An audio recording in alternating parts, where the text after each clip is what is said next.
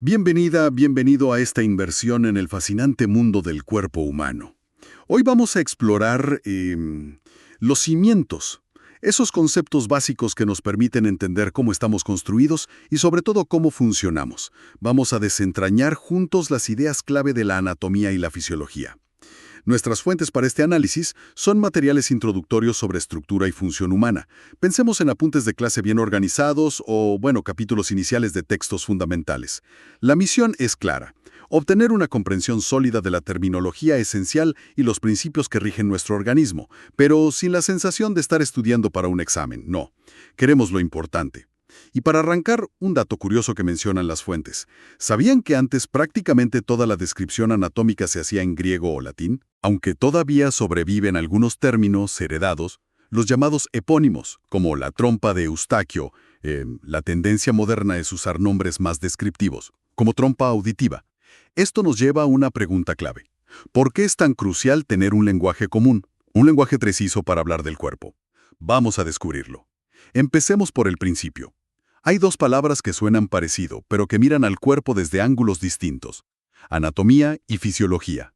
A veces se usan casi como sinónimos, pero no lo son, ¿verdad? Para nada. Son dos caras de la misma moneda, sí, pero caras distintas. La anatomía es, fundamentalmente, la ciencia de la estructura. Se dedica a describir la forma, la composición, la ubicación de las partes. Sus preguntas son: ¿qué es esto? ¿De qué está hecho? ¿Dónde está? Si miramos un corazón, la anatomía nos dirá, bueno, aquí están las aurículas, aquí los ventrículos, estas son las válvulas. El mapa. Exacto, el mapa. Este es el músculo cardíaco o miocardio. Estas arterias salen, estas venas llegan. Describe los componentes, la arquitectura. No le preocupa cómo late, solo cómo está construido. Es como tener el plano detallado de un edificio.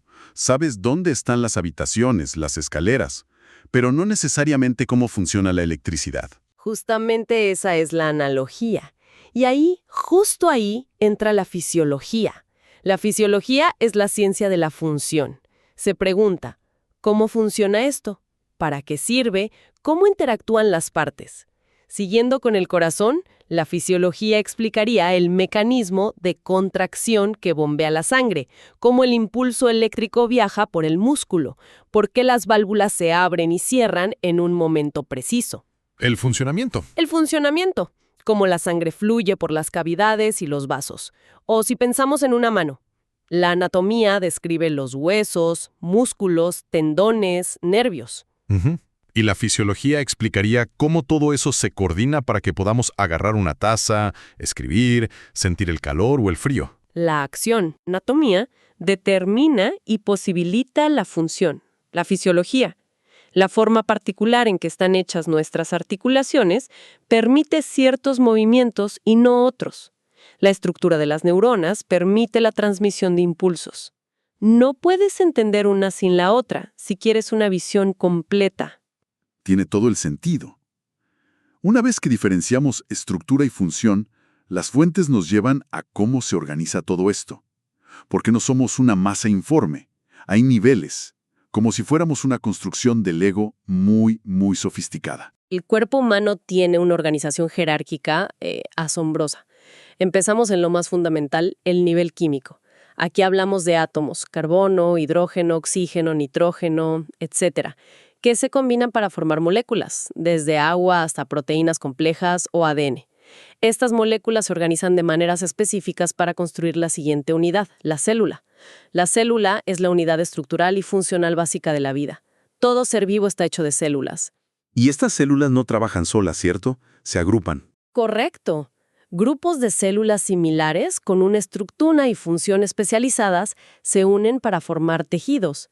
Tenemos 4 tipos básicos de tejidos: epitelial, que es el de cobertura, revestimiento; conectivo, que da soporte, unión; muscular, para el movimiento; y nervioso, para la comunicación y el control. El siguiente nivel es cuando diferentes tipos de tejidos se combinan y organizan para llevar a cabo funciones específicas. Eso es un órgano. Como el estómago, el hígado, los pulmones. Cada uno con su mezcla particular de tejidos para hacer su trabajo. Exacto. El estómago tiene tejido muscular para moverse, tejido epitelial para secretar jugos y protegerse, tejido conectivo para sostenerlo y tejido nervioso para regularlo. Y cuando varios órganos colaboran en una función general más amplia, forman un sistema o aparato.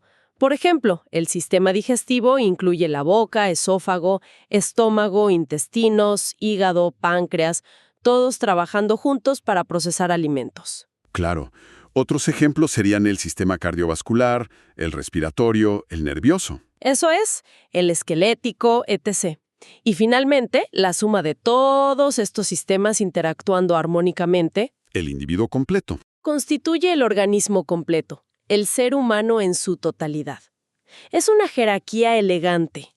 Átomos, luego moléculas, células, tejidos, órganos, sistemas y finalmente el organismo. Cada nivel se construye sobre el anterior y adquiere propiedades nuevas y más complejas. Es realmente fascinante cómo de la química emerge la biología, ¿no?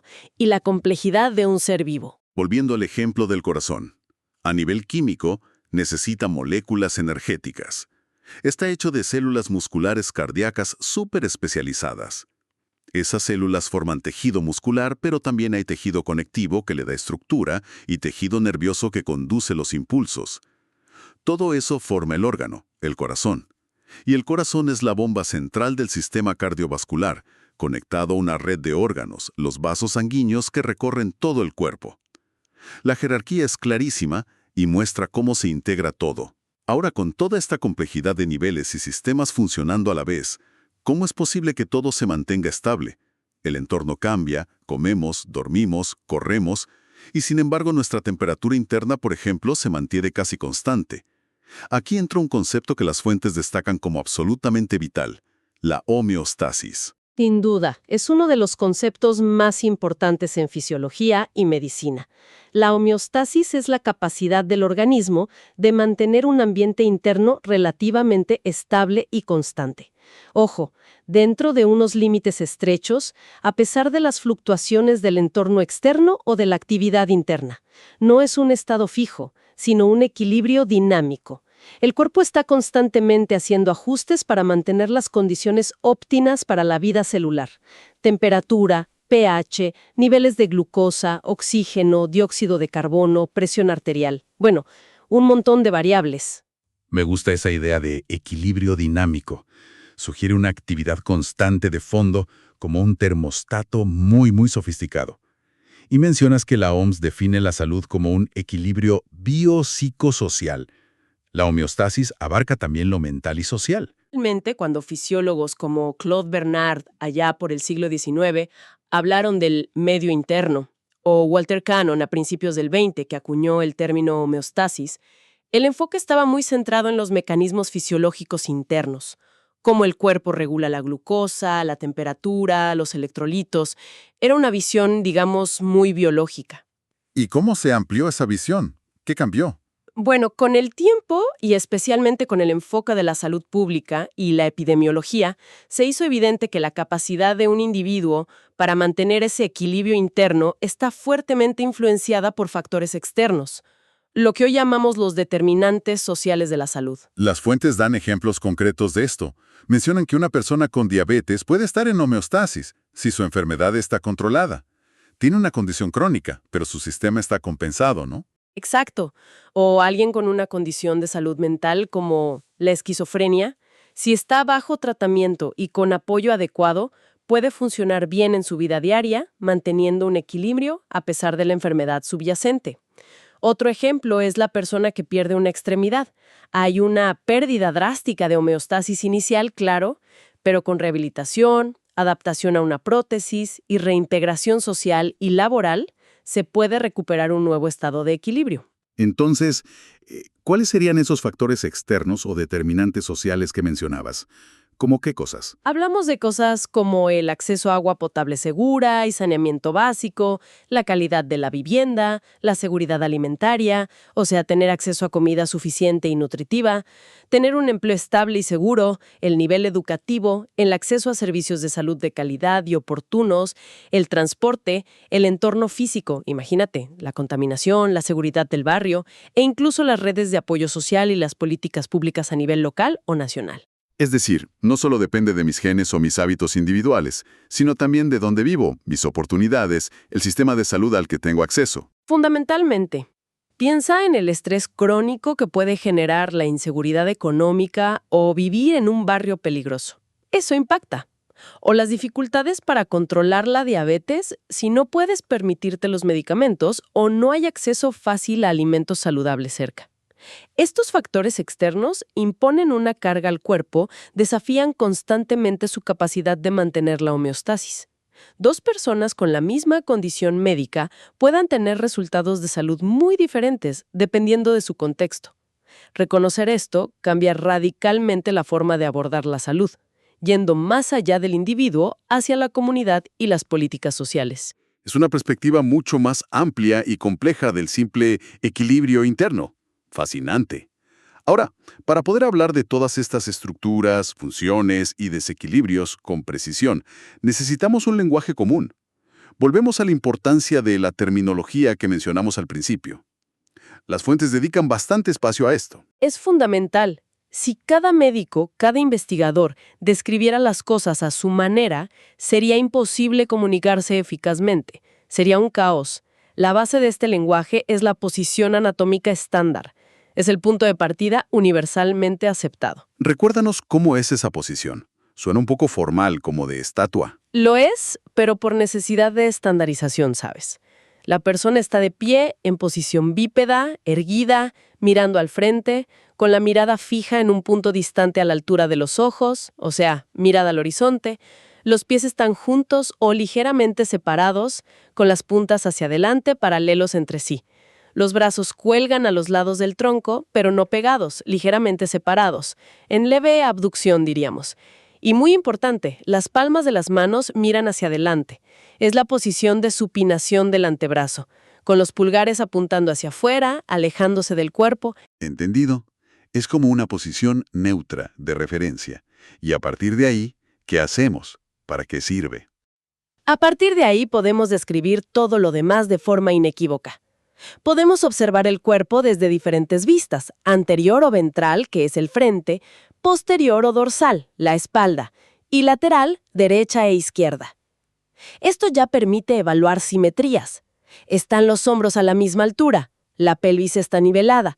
Las fuentes mencionan la utilidad de una línea de plomada imaginaria que caería verticalmente por el centro del cuerpo, ayudando a visualizar desviaciones posturales. Incluso podemos hacer una valoración general del biotipo, si predomina la delgadez, ectomorfo, la musculatura, mesomorfo o una constitución más robusta, endomorfo. Y luego vienen los planos, que siempre me costó un poco visualizarlos. ¿Son como cortes imaginarios? ¿No es así? Exacto. Son planos bidimensionales imaginarios que atraviesan el cuerpo tridimensionalmente. No sirven como referencia para localizar estructuras y describir movimientos. Hay 3 planos principales, perpendiculares entre sí. El plano sagital. Es un plano vertical que divide el cuerpo en una mitad derecha y una mitad izquierda. Si pasa justo por la línea media, se llama plano medio sagital. El plano coronal, que también se llama frontal. También es vertical, pero perpendicular al sagital. Divide el cuerpo en una parte anterior, o ventral, y una posterior, o dorsal. Es como si viéramos una rebanada de frente o de espaldas. Y el plano transversal, u horizontal, u axial. Este es horizontal y divide el cuerpo en una parte superior, cefálica o craneal, hacia la cabeza, y una inferior, caudal, hacia los pies. Y estos planos no son solo teoría, son cruciales en la práctica médica moderna, especialmente con las técnicas de imagen. Una tomografía o una resonancia magnética básicamente nos muestran imágenes de cortes del cuerpo según estos planos. Sin entender los planos, no podríamos interpretar esas imágenes, claro. Precisamente. La estandarización basada en la posición anatómica y estos planos revolucionó la forma en que visualizamos el interior del cuerpo y planificamos procedimientos. Y basándonos en ellos, podemos describir los movimientos de forma muy específica. Flexión y extensión. Ocurren principalmente en el plano sagital. Flexión es disminuir el ángulo de una articulación, doblar el codo, la rodilla, inclinar el tronco hacia adelante. Extensión es aumentarlo, o sea, enderezar. Abducción y aducción. Se dan en el plano coronal. Abducción, ABD, es separar una extremidad del eje central del cuerpo, alejar el brazo, por ejemplo. Aducción, ADD, es acercarla. El truco de las fuentes de pensar en abducir como un secuestro alienígena ayuda a recordarlo. Ja, buena mnemotecnia. Sí, funciona. Luego está la rotación. Es girar sobre un eje longitudinal, usualmente en el plano transversal. Podemos rotar la cabeza, el tronco o las extremidades, ya sea hacia adentro, que es medial, o hacia afuera, lateral. La inclinación lateral o lateralización es doblar el tronco o el cuello hacia un lado en el plano coronal. Y movimientos especiales del antebrazo, pronación y supinación. Pronación es girar el antebrazo para que la palma mire hacia abajo o atrás.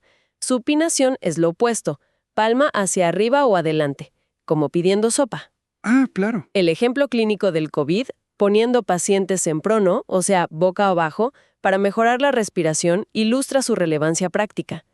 Y la circunducción es un movimiento circular complejo que combina flexión, extensión, abducción y aducción, como cuando hace círculos con el brazo extendido. Y no olvidemos términos de posición general como decúbito, que es estar acostado, y puede ser supino, boca arriba, prono, boca abajo, o lateral. Y sedente, que es estar sentado. Son el vocabulario básico en cualquier historia clínica o informe de rehabilitación, supongo. Exacto. Todo este lenguaje asegura que cuando un profesional dice dolor en el cuadrante superior derecho o limitación en la abducción del hombro, cualquier otro profesional en cualquier parte del mundo sepa exactamente a qué se refiere. Es universal. Muy bien, ya tenemos la estructura, la función, el equilibrio y el lenguaje. Ahora, ¿dónde encajan los órganos en todo esto? No están sueltos por ahí, ¿verdad? Las fuentes hablan de cavidades corporales, protegidos dentro de espacios llamados cavidades corporales. Estas cavidades no solo protegen de golpes, sino que también permiten que los órganos cambien de tamaño y forma. Piensa en los pulmones al respirar o el útero durante el embarazo, sin interferir demasiado con los órganos vecinos. Hay dos grandes conjuntos de cavidades. La de atrás y la de adelante, si lo simplificamos mucho. Básicamente sí. La cavidad dorsal, ubicada en la parte posterior, está completamente revestida de hueso, ofreciendo máxima protección. Se subdivide en la cavidad craneal, dentro del cráneo, que contiene el cerebro y sus cubiertas, las meninges, y la cavidad vertebral o espinal, que es el canal formado por las vértebras y que alberga la médula espinal. Luego está la cavidad ventral, en la parte anterior del tronco. Es más grande y contiene la mayoría de las vísceras. Está separada por el músculo diafragma en dos porciones. La de arriba, el pecho. La cavidad torácica contiene el corazón, los pulmones, el esófago, la tráquea, grandes vasos sanguíneos. Está protegida por las costillas y el esternón. Dentro de ella hay subcavidades importantes como las cavidades pleurales, una para cada pulmón, y el mediastino, que es el espacio central donde se aloja el corazón. Y debajo del diafragma está la cavidad abdominopélvica. Esta es enorme y contiene un montón de órganos digestivos, urinarios, reproductores. Exacto. Es la cavidad más grande del cuerpo. Aunque no hay una separación física neta entre su parte superior e inferior, funcionalmente se divide en la cavidad abdominal, que contiene estómago, intestinos, hígado, vesícula biliar, páncreas, vaso, riñones, y la cavidad pélvica, más abajo y protegida por los huesos de la pelvis, que contiene la vejiga, el recto y los órganos reproductores internos, como útero y ovarios en mujeres o la próstata en hombres. Y es importante mencionar que muchas de estas cavidades internas, como la torácica y la abdominal, están revestidas por unas membranas delgadas llamadas membranas serosas: la pleura, el pericardio, el peritoneo. ¿Y para qué sirven esas membranas? ¿Solo para forrar por dentro? No, son cruciales. Secretan una pequeña cantidad de líquido lubricante que permite a los órganos deslizarse unos sobre otros con muy poca fricción. Imagínate el corazón latiendo 70 veces por minuto o los intestinos moviéndose constantemente. Sin esa lubricación, habría mucho desgaste y daño. Además, ayudan a compartimentar, a aislar los órganos y a limitar la propagación de infecciones. Son muy importantes. Fascinante, la verdad. Y para localizar problemas en esa gran cavidad abdominopélvica, las fuentes mencionan que se usan divisiones más pequeñas, ¿verdad? Los cuadrantes y las regiones. Sí, son herramientas clínicas para la exploración física sobre todo. La división más simple es en 4 cuadrantes: superior derecho, superior izquierdo, inferior derecho, inferior izquierdo. Se trazan líneas imaginarias a través del ombligo. Es rápida y útil para una primera aproximación. Una división más detallada, y que se usa mucho, es en 9 regiones. Tienen nombres un poco más específicos como hipocondrio derecho, epigastrio, hipocondrio izquierdo, flanco derecho, región umbilical, flanco izquierdo, fosa ilíaca derecha, hipogastrio, fosa ilíaca izquierda. Esto permite localizar con más precisión dónde refiere dolor un paciente o dónde se palpa una masa y relacionarlo con los órganos que típicamente se encuentran en esa región. Y no podemos olvidar otras cavidades más pequeñas pero importantes, como la oral, o sea, la boca, la nasal, las cervicales para los ojos, las del oído medio. Correcto. Y un detalle interesante es que las cavidades que conectan con el exterior, oral, nasal, digestiva, respiratoria, urinaria, reproductiva, suelen estar revestidas por membranas mucosas que producen moco. Este moco sirve como barrera protectora, atrapa partículas y patógenos y lubrica las superficies. Otra forma ingeniosa de protección y función que tiene el cuerpo. Bien, creo que hemos cubierto los pilares fundamentales. Hemos diferenciado estructura, o sea, anatomía, de función, fisiología. Entendimos la organización jerárquica del cuerpo, desde lo más pequeño hasta el organismo completo. Destacamos la importancia crítica del equilibrio dinámico, la homeostasis, y cómo ahora se entiende que incluye factores sociales. Y bueno, hemos descifrado el lenguaje esencial de la posición, los planos, los movimientos y las cavidades. Es como tener el mapa básico y las reglas de funcionamiento para empezar a navegar por la complejidad del cuerpo humano. Exactamente. Y el mensaje clave que subyace a todo esto es la interconexión.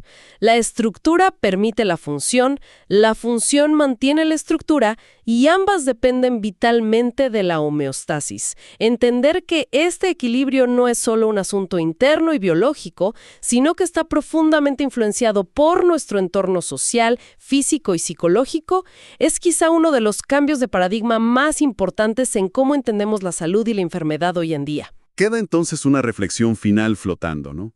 Si toda nuestra comprensión actual se basa en estos modelos estandarizados, en estos planos y definiciones que hemos discutido, ¿cómo podrían las futuras herramientas, quizás la inteligencia artificial analizando imágenes médicas complejas o los avances en genómica, refinar o incluso cambiar radicalmente nuestra forma de mapear y entender la dinámica del cuerpo?